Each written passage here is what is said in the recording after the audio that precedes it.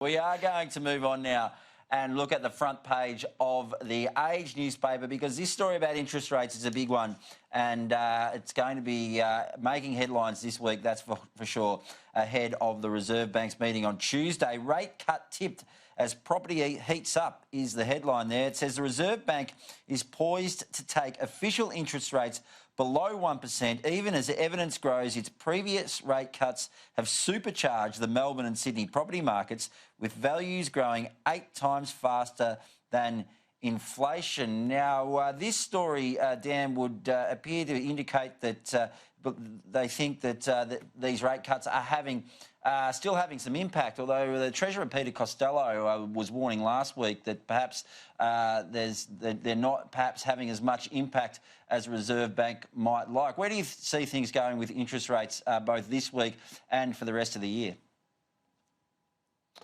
Well, firstly, if you look at what's happening globally, like the Jerome Powell in the United States, they reduced rates there. The Federal Reserve did that unexpectedly, I might add too, and the economy's been performing quite strongly. So effectively, in the Australian economy, the only thing which has really happened to cutting rates is it hasn't spurred the activity we would have expected. So it hasn't really worked in lockstep with fiscal stimulus. And so as a result, they're really now, the central bank's cutting rates essentially to support demand in the overall economy. And as a result, that hot money is flowing into the property sector and indeed keeping stock prices elevated. And that's really what it is. There's no economic activity essentially being created on top of anything else. And if you look at growth within the Australian economy, it's quite weak. If you look at the employment rates around the nation, particularly outside New South Wales and Victoria, they're very poor as well. So the fiscal response is actually what really is required, as opposed so much to lowering the benchmark, which all they'll do is lower the dollar. And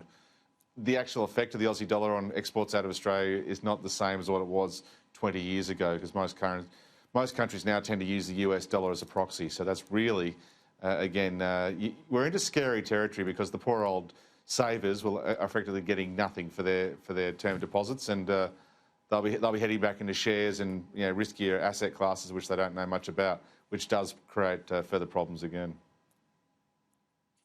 Yeah, they're a group of people who often get forgotten when we see these interest rates fall, aren't they, Kel? We look at the front page of the Sydney Morning Herald, which also has the same story by Shane Wright, but it's interesting to look at those Sydney dwelling values since October last year. Now, we see that they were in negative territory for 3 quarters in a row, but up 3.4% in the last quarter as we're seeing these interest rates continue to come down. Kel, what do you make of that surge in the property prices there, both that was seem to be seeing again in Melbourne and in Sydney? It seems to me that part of what they're doing is they're doing something to confidence. Dan will know more about this than I do. He's an expert in this area, but consumer confidence has been weak in Australia.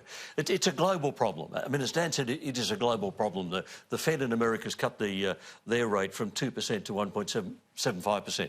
So this is a global problem everyone's struggling with. And here, the weakness in our economy has shown up in those really low consumer confidence figures. Now, one of the things that must be happening, if there's this much interest in domestic house prices, then that's a confidence factor. I've been going to some open houses over the last few weekends, and the crowds of people they're getting is enormous. And you're going to auctions where there are 5 people bidding. Now, that didn't happen last year. Last year, you were lucky to get 1 person bid or 2 people bidding. If you've got 5 people bidding against each other, you go well above the reserve price. So something has got to be happening here with confidence, and that must surely pay off for our economy in the longer run. Am I thinking along the right lines, Dan? There'll be 2 parts to it, if you know what I mean. It's the people who've got money, and that's a much smaller pool than the large group of people in the cohort that don't. Now, that cohort I'm talking about is the younger generation, who are basically will have to find, effectively to buy a property, 15, 16 times earnings to live in one of the major cities in Australia. So when you've got no wage growth, when you've got effectively that job creation at the moment in Australia, about 80% of the jobs come from Victoria and New South Wales, then you've got problems, because you've got the 2 mining states that generate the revenue and generate the income that don't have the ability effectively to keep their own citizens in Western Australia and Queensland predominantly. Yeah. And the more young people going to the mum and dad bank in order to get themselves into their first home. So anyway, we'll see what happens. Absolutely.